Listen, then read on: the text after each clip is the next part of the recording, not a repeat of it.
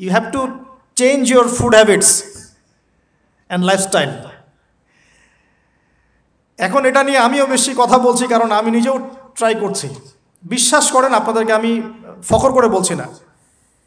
এক একটা স্টেডিয়াম আমরা যখন ছোট 20 বছর বয়স, 20 থেকে 25 10 রাউন্ড আমাদেরকে আগে দিতে হতো, 10 রাউন্ড। এখন 3, হাইয়েস্ট 4। তাহলে ওই তালুতের ওই স্ট্রেংথ কিন্তু আমার কাছে এখন নাই। তার মানে আমার কাছে এখন নেতৃত্বের যোগ্যতাই নাই। তাহলে আমাদের এমপি মন্ত্রীদের কি হবে? বাংলাদেশের কথা বলছে, তাহলে কি হবে? কেউ হুইল চেয়ারে, কেউ জ্বর হলে সিঙ্গাপুরে, কেউ ওইখানে অপারেশন, কেউ ওইখানে।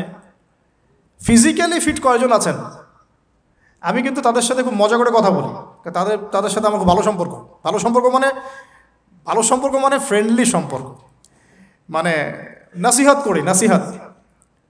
এক ভাই বলছিলেন, ওনাদের একজন বড় কর্মকর্তা, দোয়া করেন আমার জন্য একটু খাস করে সেজদায়, যে ঠিক আছে আমি আপনার জন্য দোয়া করব, আল্লাহ পাক আপনাকে তাগুতের বিধান থেকে বের করে নিয়ে আসুন।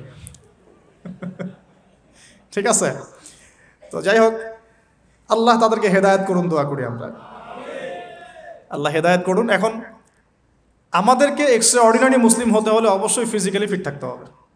তালুতকে আল্লাহ পাক ফিটনেস দিয়েছেন, আর ফিটনেস কীভাবে আমরা রক্ষা করব আমরা বুঝবো। এটা খাওয়ার দাওয়ার, ঘুমানো, স্পেশালি ঘুমানো, ঘুম থেকে ওঠা, ফজরের পরের জগিং, প্রয়োজনে জিম এবং ফুড হ্যাবিট চেঞ্জ করা। রাসূল সাল্লাল্লাহু আলাইহি ওয়াসাল্লামের প্রফেটিক লাইফস্টাইল ফলো করলে ইনশাআল্লাহ আমরা সুস্থ থাকবো। আল্লাহ পাক আমাদের সবাইকে, আমি সহ আপনাদের সবাইকে আল্লাহ পাক সুস্থতার নিয়ামত দান করুন, এবং আল্লাহ পাক আমাদের সবাইকে দীর্ঘ নেক হায়াত দারাজ করুন।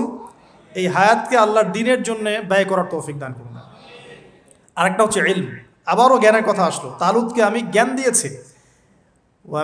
ইউতাল হিকমা, আল্লাহ পাক বলছেন যে ওয়ামা ইউতাল হিকমাতা ফাকাদ উতিয়া খায়রান কাসীরা, যাকে প্রজ্ঞা দেয়া হয়েছে তাকে প্রচুর প্রচুর প্রচুর কল্যাণ দেওয়া হয়েছে। সুবহানাল্লাহ। পাতা উল্টাই সামনে যাই, এক্সট্রা অর্ডিনারি মুসলিম ছিলেন আরেকজন, তার নাম হচ্ছেন দাউদ আলাইহিস সালাম, যিনি তালুতের বাহিনীতে যুদ্ধ করছেন। আমালেকা সম্প্রদায়ের মধ্যে অনেক বিশাল দেহি কিছু মানুষ ছিলেন, তার মধ্যে একজনের নাম জালুত। ওই জালুত নাকি একাই 100 জনের সাথে লড়াই করতে পারত।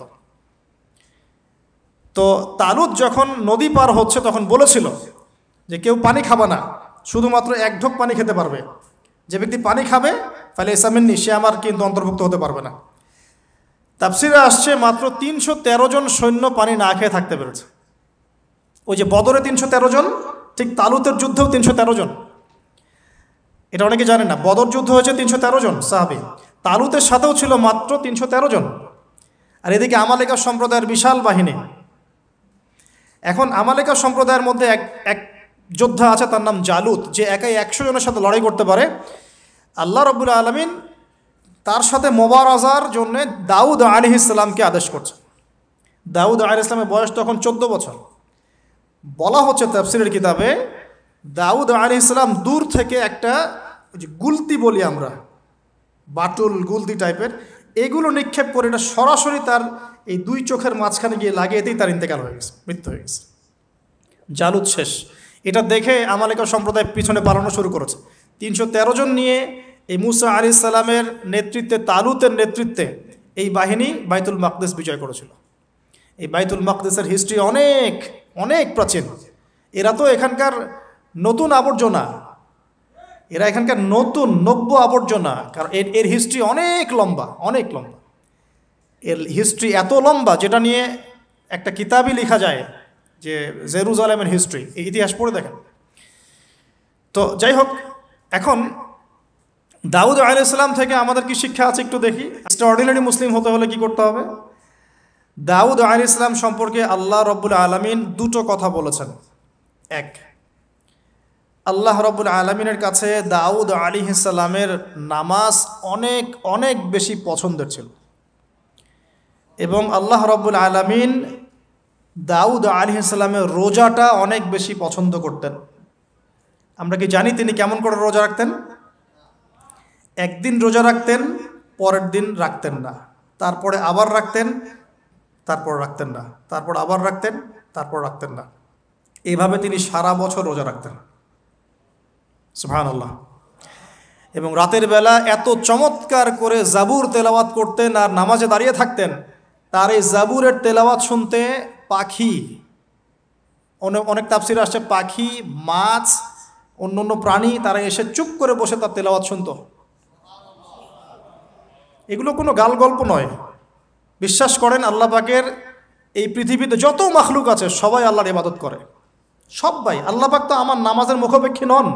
আসমান নামাজ পড়ছে, জমিন নামাজ পড়ছে, চন্দ্র সূর্য নামাজ পড়ছে, পাহাড় পর্বত নামাজ পড়ছে। একজন সুফি পীর সাহেবের সাথে সাক্ষাৎ হয়েছিল, তিনি বলেছেন যে আমাদের বডির মধ্যে যে কীটপতঙ্গগুলো থাকে সেগুলোও তাসবিহ পাঠ করে। তো আল্লাহ পাক তো আমার নামাজের মুখাপেক্ষী নন। তো এখান থেকে এক্সট্রা অর্ডিনারি মুসলিম হতে হলে, আহসান হতে হলে আমাদেরকে নামাজ ঠিক করতে হবে। আল্লাহ পাক আমাদের সবাইকে দাউদ আলাইহিস সালামের মতো সুন্দর করে নামাজ পড়ার তৌফিক দান করুন। আর দাউদ আলাইহিস সালামের এই সুন্নতের উপর আমল কে করেছেন সবচেয়ে বেশি? আমাদের নবী মুহাম্মদ সাল্লাল্লাহু আলাইহি ওয়াসাল্লাম। অ্যাটলিস্ট আমরা তার উম্মত, তার মতো করে নামাজটা তো পড়তে শিখব। বিশ্বাস করেন এখন ম্যাক্সিমাম মসজিদ, আমি এখানকার অবস্থা জানি না, আমি আমার লোকালিটির কথা বলছি, ম্যাক্সিমাম মসজিদ বাইতুল্লাহ থেকে এখন বাইতুল নাস হয়ে গেছে।